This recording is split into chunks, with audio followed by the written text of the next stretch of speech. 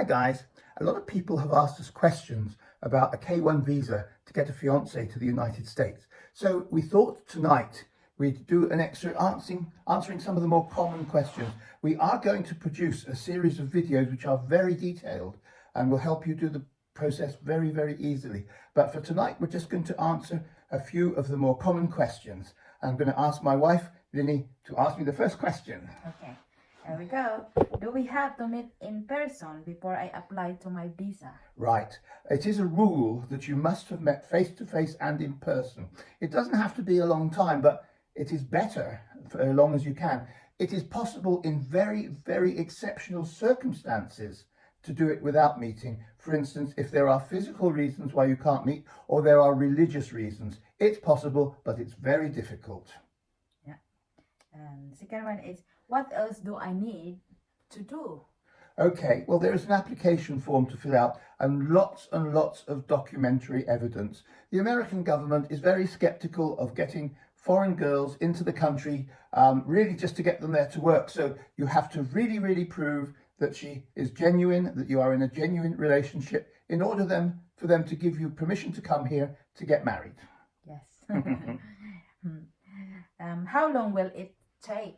Well, a lot depends on how quickly you answer their queries, because they're almost certain to come back to you with questions. But I would say somewhere between 9 months and a year if you get on with things. It can take longer, but at this current time, USKIS is taking about 6 months to process the paperwork. So I would look at a year to be safe. Yes.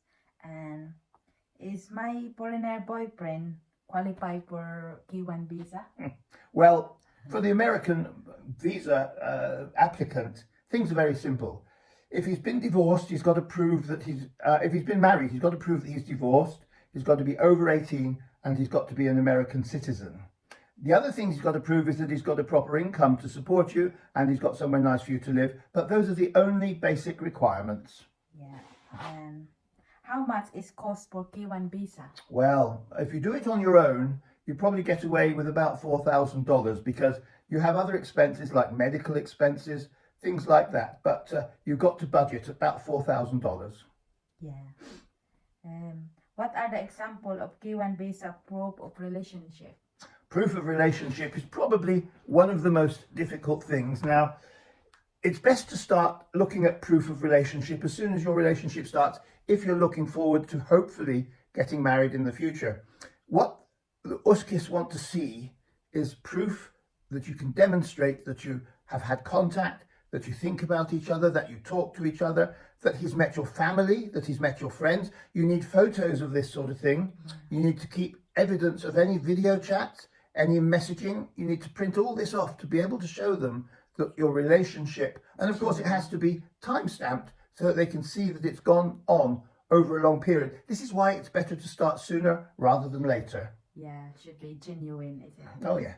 Yeah. How much my boyfriend income to qualify for K-1 visa?